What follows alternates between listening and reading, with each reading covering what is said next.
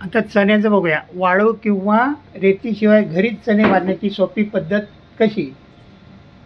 तर बाजारातून भाजलेले चणे विकत घेतो आपण, पण चण्यांची चव वेगळी असते. तर ते आपण घरी भाजून कुरकुरीत चणे नक्की खाऊ शकतो.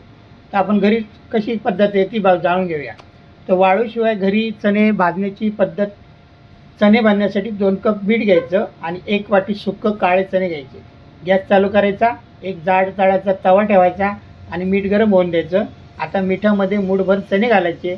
गॅस जरा मोठा करायचा आणि सतत ढवळत राहायचं. एका मिनिटातच सर्व चणे फुलू लागतील आणि मोठ्या व छिद्र असलेल्या झाऱ्याने ते चाळून घ्या.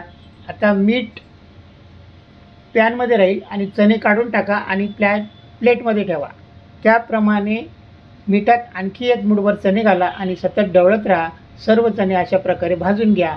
अशा प्रकारे तुम्ही चणे भाजून घेऊ शकता आणि तुम्हाला हवे तेव्हा खाऊ शकता. तर तुम्हाला मीठ घालण्याची गरज नाही.